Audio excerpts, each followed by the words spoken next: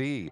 Robbie, the snowmaking crews had to work a little overtime. They were literally working until this morning to get enough snow to build this track, which is probably a little bit deceiving. And we're going to take a flying lap around the track, literally from our drone camera, to give you a look at what this track is all about. So coming off the start line, what are we looking at, Robbie? A long straightaway into a sweeping left into a, it's 3 rollers, but the 3rd roller, as you can see, is a little bit built up. Small little finish line, lots of room here to open it up. Now you have 2 options, inside, outside. And I see the outside has a bigger face as you enter into this rhythm section. You're gonna be able to triple, possibly triple again, but you're gonna have to sacrifice that inside line. So there's a lot of give and take as you go through here. Another dividing section. And right there, that is a lap here at Shakopee. They call it the Daytona Snocross. It's big, it's fast, and tonight it is powdery, sugary snow because of the cold temperatures. The air temperature, well, it's in the single digits. Factor in a wind chill, and it's below 0. You can see those Pirtek banners blowing here along the front stretch before the Amsoil finish line. So the riders are going to be dealing with not only ice crystals for roost, but also ice edges down underneath that snow base. Yeah, and that is kind of the name of the game here. We always seem to find those ice edges. The snow here is so like pure white, crystally snow, and a little bit of ice underneath. So the riders are definitely going to have to be on watch, pay attention, have their spotters, their crew chiefs, their whoever is watching out for them, kind of see those lines as they start to form. Now you heard Erica mention Cody Camp was the #1 qualifier for our Amsoil Pro Triple Crown format. That's a 3 main event format. We'll explain that in a little bit. But our first competitive action here this evening is going to be in the Pro Lite category. Now, if you're here on the grounds at Canterbury Park this weekend, hey, you got a chance to win yourself an official Snocross seat cushion courtesy of our friends at the United States Air Force and the Air National Guard by taking the Quick Change Challenge. I imagine if you and I did that, you'd probably dust me on that one. I've had a little bit of practice, there's no doubt there. And don't forget, when a Polaris Pro Racer wins a final, you win. You'll get a free Polaris shop rag. That's pretty spiffy looking shop rag, man. I'd actually frame that instead of using that to wipe something up.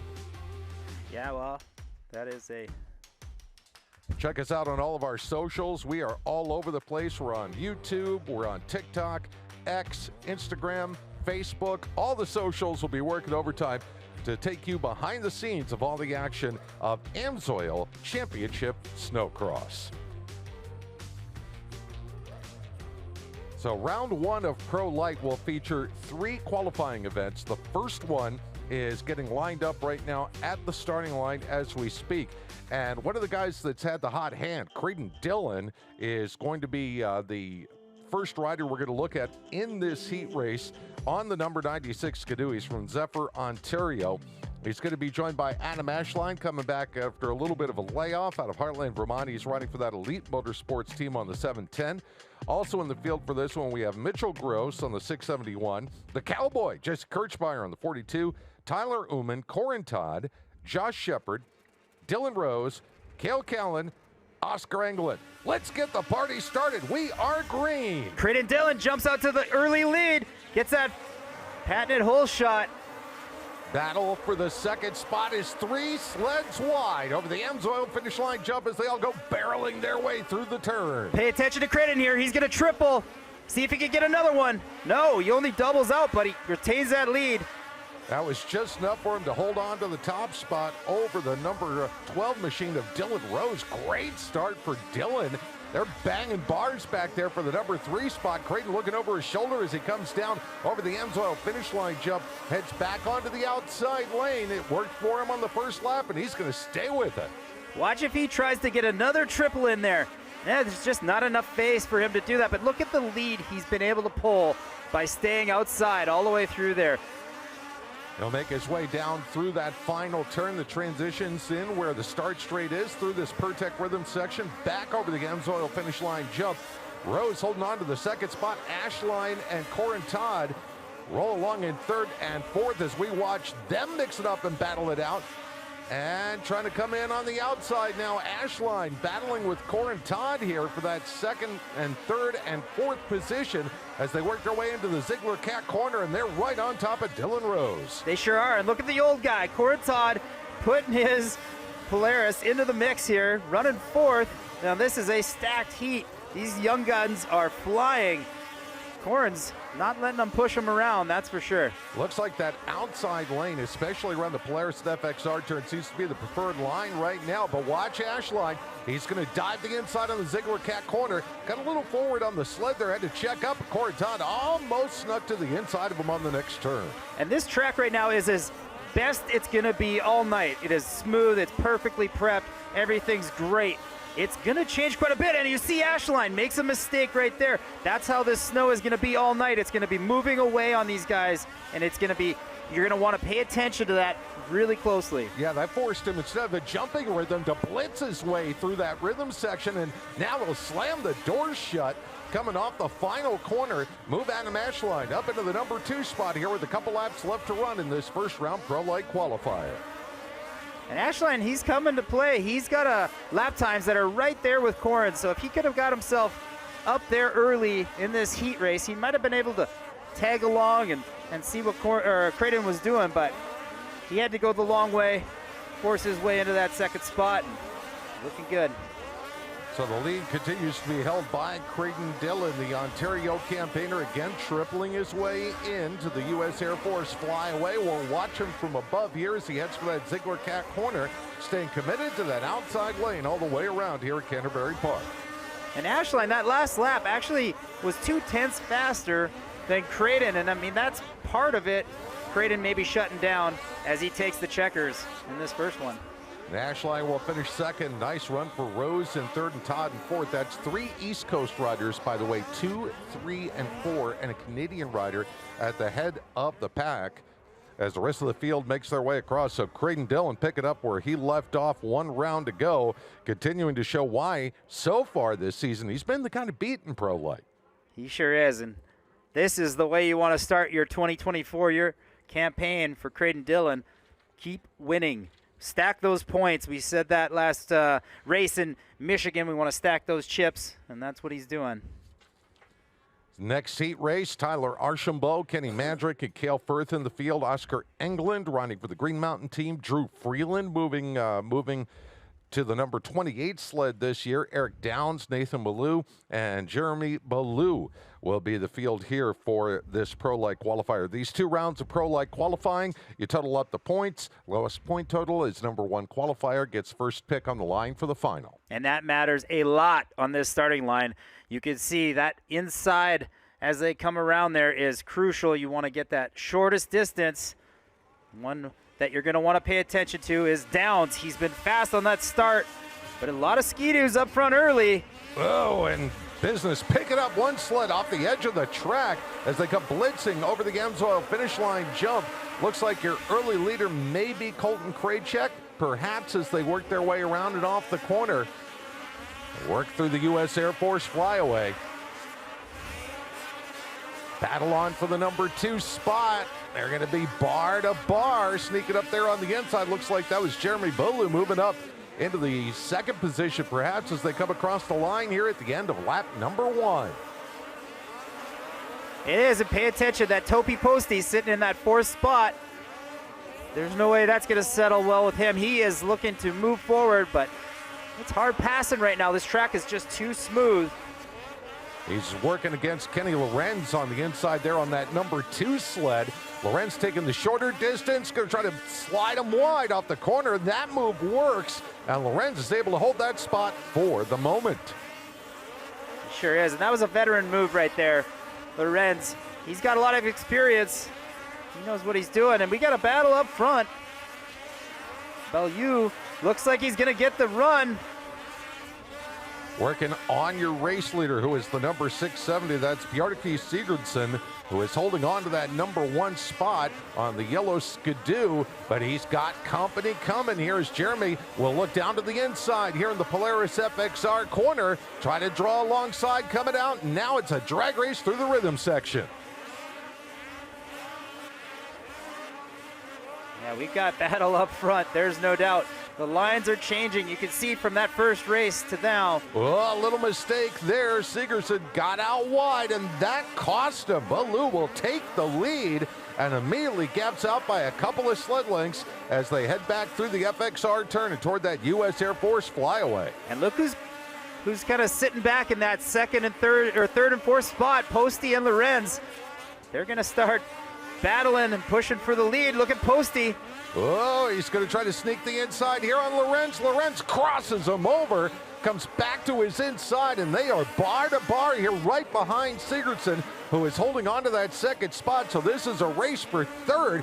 Wow, look at that corner entry there for Topi Posty. Yeah, man, he sure got after it in that corner. He made sure that he was going to get that sled sideways in the air to get like that again. He's really effective in those corners like that. We're going to come to the final lap here in a moment. Baloo continues to lead. We're watching this battle for second, third, fourth. Posty now grabbing second. Lorenz is going to go upstairs, and he's going to follow Topi Posty around the outside through the Polaris and FXR corners, and he's going to have the number 3 spot in hand. But here comes Sigurdsson back on the inside as they head for the Ziegler Cat corner. Some great racing in this second heat here. I really like what I see out of Topi. Of course, Baloo just out front, checked out, takes the win. Posty coming across the line second, third spot coming through there as well. And wow, you could see the frustration there from Bjarke Sigurdsson. It was just like, oh man. He sure had it going on early, yeah. But looks like Lorenz came through, and then behind them was the Arctic Cat of Whitwer, followed by Freeland, Krajcek, Malou, and Devin Denman. So we get ready for our final Pro Light heat here in round number 1. Baldwin Gunnarsson, Kenny Mandrick, Emmerich Legendre, Tyler Archambault, Anson Scheel in the mix here. Troy Horbati, of course, we know him from epic battles with Jesse Kirchmeier in Snowbike. And Bailey Forst in the field. So this is another qualifier, Robbie, that's got some pretty solid talent front to back. It sure does. And one that I'm going to be keeping my eye on is the number 44 of Anson Scheel. He has been fast. New team, new snowmobile. The jitters are over. It's time to put down some laps. And I see Anson in practice look pretty solid. So look for an early start from him. You've got some young guns and some Pro Light veterans like Evan Christian, who is lined up all the way to the right of your screen on that red sled. Emmerich Legendre right there in the middle as well. Keep an eye on him there on the button, getting the pipe up to temperature. And now we're ready to go racing.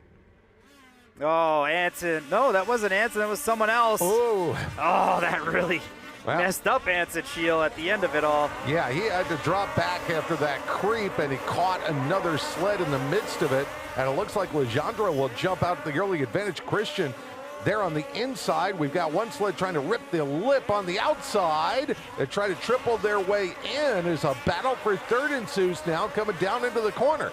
And it looks like Downs that was able to muscle his way into third spot. Evan Christian better get going because Downs has found some magic back there. So Downs moving into the number 3 spot here at the end of the first full lap of competition. They are chasing at the front of the field Emmerich Legendre. You've got Evan Christian, the veteran campaigner there, running in the number 2 position. We saw that outside lane working well in the first heat and a half here in the first round of Pro Light. And now all of a sudden everybody shifted over in that rhythm section. They're all running the inside instead. There's just no substance to the snow. It's sugary base, and it will go away so quick. Like I said in that first one, the track was perfect. Now it's not so perfect, and it's only going to get worse from here. Watching Evan working that inside lane there, and the rhythm is a little bit different there on the inside than it is on the outside. The jumps aren't as big to start, but they are dished out and bigger at the finish of that straight. They sure are, and I did not like the way Evan's sled looked through that section there. He got kicked, and it almost looked like he was going to go over the bars, so he better pay attention to that. I know they'll make some adjustments probably after this heat, but he needs to get himself a little bit more comfortable as he gets through here. Emmerich Legendre from Quebec on the 144 sled. Remember watching him in previous years in the FXR Sport class tear it up? Well, he's tearing it up in this first round Pro Light qualifier here at the halfway point, followed by Christian, Downs, Forst, and Archambault in the 5th spot. And look at that air Evan is catching over that finish line. Sets him up perfect for this corner. Let's watch him through here on the drone shot. He was getting kicked a little bit goofy through here. It looks like he smoothed himself out a little bit better. Ooh, and then he hits that last jump. That's just like hitting a wall. It sure is, but doesn't look too bad for the Polaris rider. As we got out front, Emmerich Lejeune just putting laps in. Solid lap. Sorry, Paul. Just wanted to hit that 25.9 second lap time right there, fastest in the class. Yeah, Emmerich not putting the ski wrong right now. Meanwhile, here comes Bailey Forrest, and he's got company on the outside there as well. Charging the outside. Here comes Tyler Archambault. Where did he come from on that top lane? Oh, he's been fast all season. He was out front last race in Michigan. Of course, had that mechanical. Unfortunate for him, but he's in it to fight for the end here. I would not sleep on this young man. And he's one of the few that's brave enough to go to the outside, tripling his way in. And boy, did that work. He's going to wind up getting past Eric Downs. Now, does Downs have a comeback as they come into this transition turn before the Pirtek rhythm section? He slammed the door and said, no pass for you. Meanwhile, Legendre will get the win, and with that move coming across the line, Downs is able to hold on to that third position over Bailey Forrest. Wow, that was some fun racing there. That was good. That was bar to bar. And you can see the track is just starting to form. We're starting to see those lines develop. It's what we want to see. Obviously, it looks pretty when the track's all perfect, but it does not always result in a real racy track. All right, well, we've given you a little appetizer here. Round 1 of Pro Lite is complete. Round 2 Pro Lite qualifying is coming up a little bit later on in tonight's program. But up next, it is the Triple Crown format for AMSOIL Pro. 3 main events, 8 minutes plus 1 lap. A point for a win, 2 for second, 3 for third, etc., etc. Grand total points after the 3 races.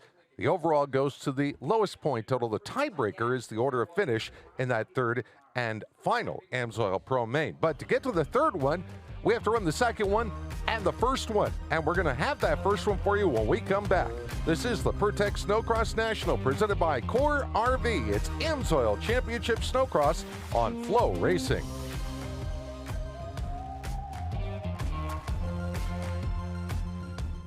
Hydraulic or industrial hose fails, equipment stops, and that means lost time, productivity, and operating costs. Pirtek's cutting-edge mobile and retail services, 1-hour ETA, and quality products are designed to keep essential heavy machinery and equipment working. Minimize your downtime by making Pirtek your only call for on-site hydraulic and industrial